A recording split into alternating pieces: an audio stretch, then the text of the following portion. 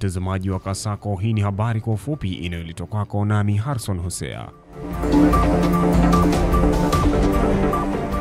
Rais wa Jamhuri ya Muungano wa Tanzania na mgombea urais kupitia tiketi ya Chama cha Mapinduzi CCM kwa uchaguzi wa mwaka 2025 amepongeza jitihada kubwa za maendeleo ya viwanda na uwekezaji katika mkoa wa Pwani na kote nchini. Ameyasema hayo wakati wa kunadi sera zake alizokuwa akifanya mkoani humo, akisisitiza umuhimu wa hatua hiyo katika safari ya nchi kuelekea kujitegemea kiuchumi na kimaendeleo. Ndugu zangu wanapwani, mkoa wa Pwani unastahili pongezi za pekee kwa kasi kubwa ya maendeleo ya viwanda, uwekezaji unaofanyika Pwani na kote nchini umeiwezesha nchi yetu kupiga hatua katika mwelekeo wa kujitegemea kimapato, lakini kujitegemea kibidhaa.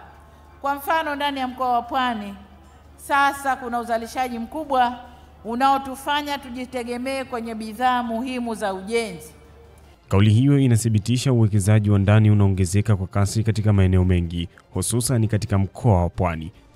Rais Samia ameweka wazi kwamba kupitia uwekezaji huo Tanzania imepunguza utegemezi wa bidhaa za nje, hasa zile muhimu za ujenzi kama vile vioo vinavyozalishwa Mkuranga, marumaru, saruji na mabati ya rangi yanayofahamika kama msauzi.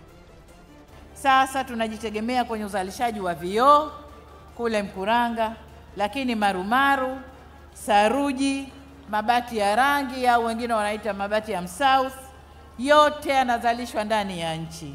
Na haya ni machache tu kati ya mengi yanayoifanya nchi ianze kujitegemea. Mafanikio haya yanatajwa kuwa kiashiria cha mwelekeo chanya wa nchi kuelekea kujitosheleza kwa bidhaa muhimu na kuimarisha uchumi wa ndani. Na pongezi hizi za rais kwa wanapwani na wawekezaji kote nchini zinaakisi msimamo thabiti wa serikali katika kuhakikisha viwanda vinakuwa nguzo ya maendeleo, ukuaji wa ajira na hatimaye kujitegemea kikamilifu. Hii ni habari kutoka Kasako. Mimi ni Harrison Hosea.